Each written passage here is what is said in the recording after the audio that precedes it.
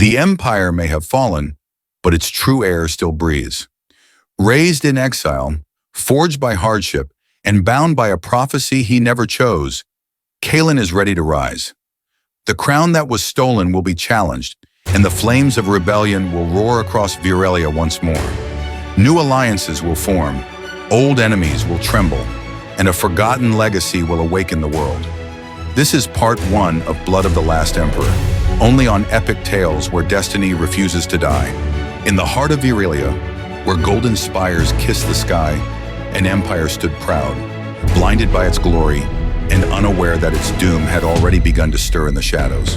On a night cloaked in betrayal, steel met blood and fire devoured marble, leaving a boy prince to watch the death of a crown he was born to inherit. Far from the ashes of his birthright, Kaelen grew in silence, trained not as a prince, but as a survivor, tempered by the cold and carved by pain. A sealed scroll, a whispered name, and a prophecy older than time. Kaelen's bloodline calls to rise, even if the boy is not yet ready to answer. In the broken ruins of a fallen world, a thief's blade crossed the path of a prince without a throne, and fate began to spin anew.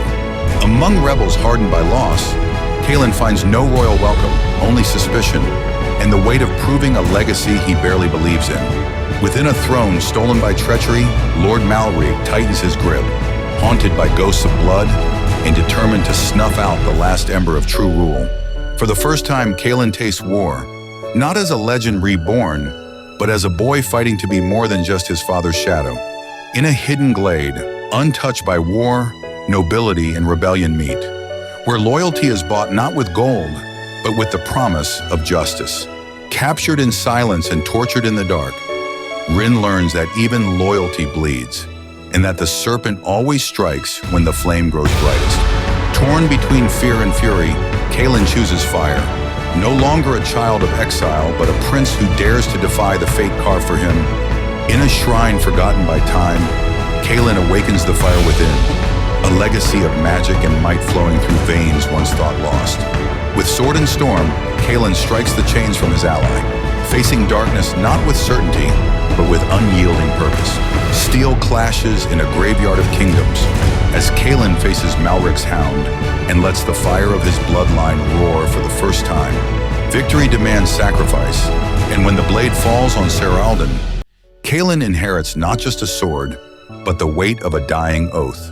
Atop a hill bathed in morning mist, Kaelen kneels before the broken crest of his bloodline, not to mourn, but to rise.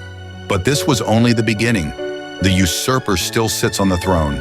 Allies will fall, betrayals will strike from within, and the storm that awaits will demand more than courage, it will demand sacrifice. If this story stirred something in you, if you felt the weight of Kaelen's burden, the pain of loss, and the spark of rebellion, then be sure to leave a like, subscribe, and ring that bell so you don't miss what comes next. And believe me, you won't want to miss it. Join us next week for part 2 of Blood of the Last Emperor, where destinies are shattered, truths come to light, and the fate of an empire will be sealed in fire and steel. This is Epic Tales, where every legend is carved from pain, honor, and the will to rise again.